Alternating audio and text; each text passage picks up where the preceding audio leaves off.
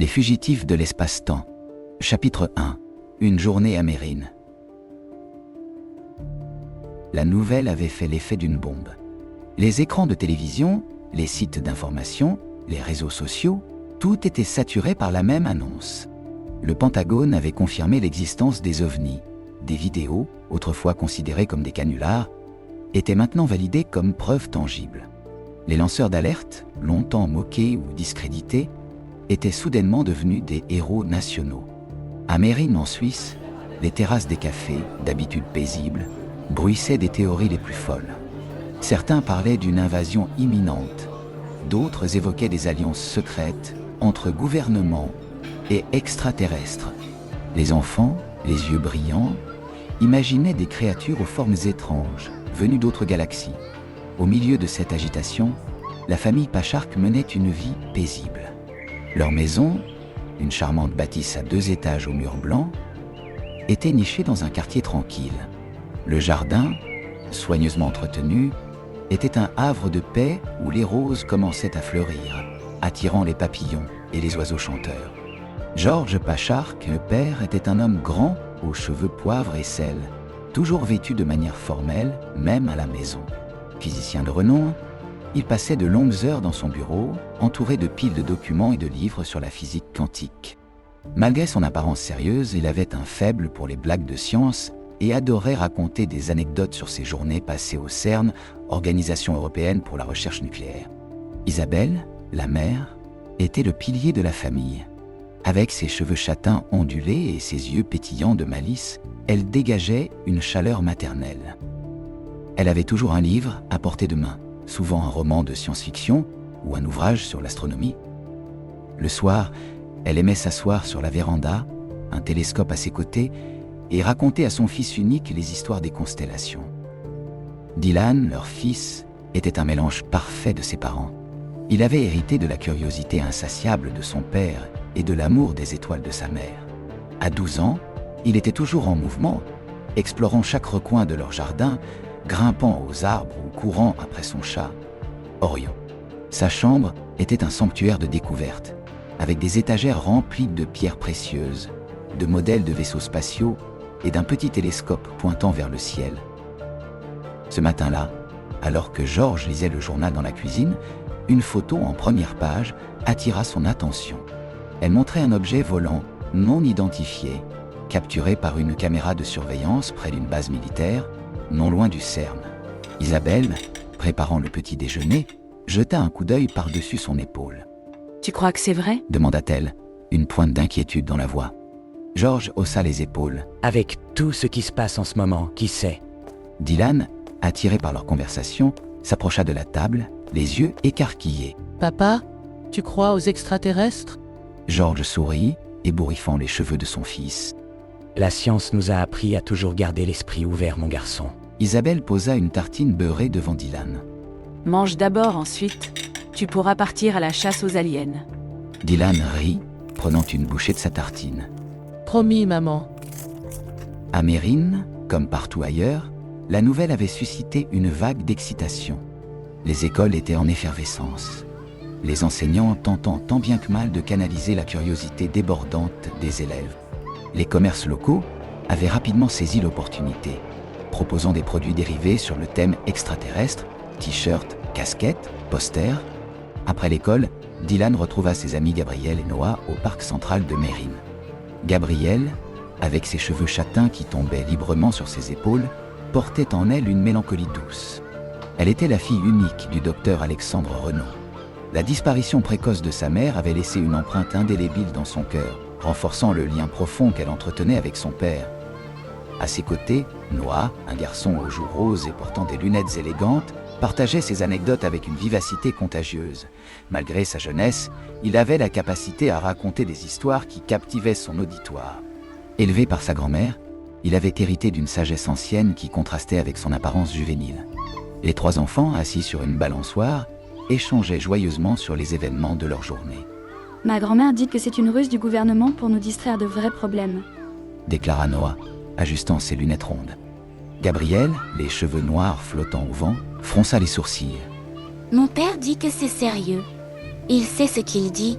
Il travaille au CERN. Dylan, tenant une pierre précieuse de sa collection, la fit tourner entre ses doigts. Imaginez si on pouvait les rencontrer, parler avec eux, apprendre d'où ils viennent. Les trois amis se perdirent dans leurs rêveries, imaginant des mondes lointains et des civilisations avancées.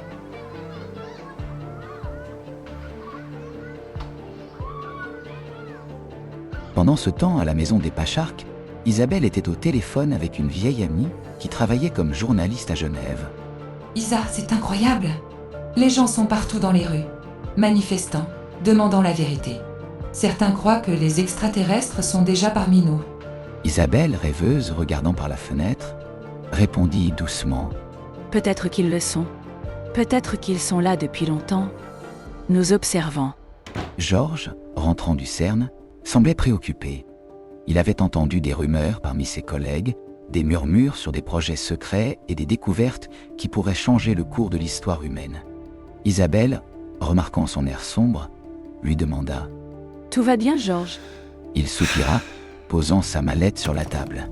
Il se passe des choses que je ne peux pas encore expliquer. Alors que la nuit tombait doucement et que les rues s'illuminaient, la télévision dans le salon des Pacharques diffusait un débat animé entre experts, scientifiques et ufologues.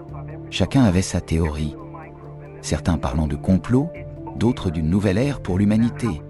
Dylan, assis sur le tapis, jouait avec son chat, tout en écoutant d'une oreille distraite. Les mots extraterrestres, CERN et portail dimensionnel revenaient fréquemment, piquant sa curiosité. Isabelle, assise sur le canapé, feuilletait un vieux livre d'astronomie, un héritage de sa grand-mère. Elle était fascinée par l'idée que les étoiles qu'elle observait depuis des années puissent abriter d'autres formes de vie. Georges, quant à lui, était dans son bureau, plongé dans ses recherches. Des papiers éparpillés, des équations griffonnées et des schémas compliqués recouvraient son bureau. Il était clair qu'il cherchait à établir un lien entre ses travaux au CERN, les rumeurs et les récentes révélations. Soudain, un coup à la porte interrompit la quiétude de la soirée. Isabelle alla ouvrir et découvrit un homme en costume sombre, l'air sérieux. Madame Pacharque, je suis de l'Agence de sécurité nationale. Pourrais-je parler à votre mari? Georges, alerté par la conversation, se joignit à eux. Que se passe-t-il? L'agent, après avoir jeté un coup d'œil prudent autour de lui, répondit. Il y a eu des problèmes au CERN, monsieur Pacharque. Nous avons besoin de votre coopération. Dylan, curieux, s'était approché discrètement et écoutait la conversation. Les mots de l'agent firent naître en lui un sentiment d'inquiétude. Gabrielle, passant par là pour rendre visite à Dylan, avait également remarqué la présence de l'agent. Elle échangea un regard entendu avec Dylan, comprenant que quelque chose d'important se tramait. L'atmosphère dans le salon était tendue. L'agent, dont l'insigne indiquait le nom Leroux, s'était assis, invitant Georges à en faire de même. Isabelle, protectrice, restait debout, une main posée sur l'épaule de son mari. Dylan et Gabriel, curieux mais prudents, s'étaient installés à une distance respectueuse, écoutant discrètement. L'agent Leroux prit une profonde inspiration, ajustant sa posture avant de fixer Georges d'un regard sérieux. Docteur Pacharque, vos travaux au CERN ont été détournés à des fins que vous n'auriez jamais imaginées. La DARPA, en collaboration secrète avec le directeur du CERN et le docteur Renaud, a mis en place un laboratoire secret dans les profondeurs du complexe. Ils ont utilisé vos recherches pour mener des expériences à haut risque. Le docteur Renaud, en particulier, a été un acteur clé dans la mise en œuvre de ces expériences, exploitant vos théories bien au-delà de leurs limites théoriques. Il marqua une pause, laissant l'information s'installer. Lors de l'une de leurs tentatives, ils ont réussi à ouvrir une fissure temporelle juste au-dessus du CERN. Bien que cette fissure soit minuscule, elle est suffisamment grande pour être perçue par des êtres d'autres réalités, voire leur servir de porte d'entrée. Georges, les traits tirés par l'indignation et la colère, se leva brusquement de sa chaise. Vous me dites que mes recherches ont été détournées pour jouer avec les fondements même de la physique, et que le directeur du CERN, ainsi que le docteur Renaud, étaient complices de cette folie. Sa voix tremblait d'émotion, trahissant son inquiétude pour les conséquences potentielles. Dylan jeta un regard furtif vers Gabriel, cherchant à voir sa réaction à la mention de son père. Gabriel, les yeux écarquillés, semblait aussi choquée que les autres, montrant qu'elle n'était pas au courant de ses agissements. Leroux hocha la tête, gravement. C'est exactement ce que je dis. Et maintenant, nous sommes confrontés à une situation catastrophique.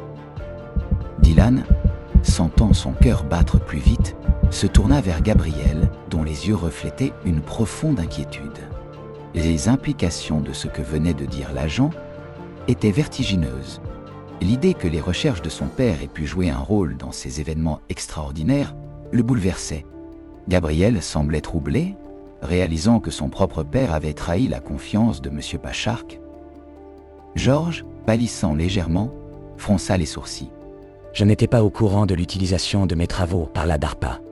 Et Alexandre, je le croyais être un ami. Comment a-t-il pu travailler sur mes recherches dans mon dos? C'est inacceptable. Je veux en savoir plus, et je veux m'assurer que mes recherches ne soient pas utilisées davantage à des fins néfastes. L'agent Leroux, percevant l'angoisse de la famille, hocha la tête avec empathie. Je comprends vos préoccupations, docteur Pachark. C'est précisément pour cela que je suis ici. J'ai besoin de vous pour démêler cette situation. Et si possible, rectifier le tir. Tout ce dont nous avons discuté reste strictement confidentiel. La moindre fuite d'informations pourrait avoir des conséquences dramatiques. Je compte sur votre entière discrétion. La soirée se termina sur cette note solennelle. Alors que l'agent Leroux quittait la maison, la famille Pachark se rassembla dans le salon. Ils savaient qu'ils étaient sur le point d'entrer dans une aventure qui les dépassait. Dylan, fixant les étoiles à travers la fenêtre, se perdit dans leur scintillement. Parmi elles, certains astres abritaient peut-être des observateurs curieux, se questionnant, tout comme lui, sur les mystères de l'univers. Vous venez d'écouter le chapitre 1 du superbe livre de science-fiction Les fugitifs de l'espace-temps. Si cet ouvrage vous intéresse, vous pouvez le trouver sur le site Amazon. Je vous souhaite une excellente lecture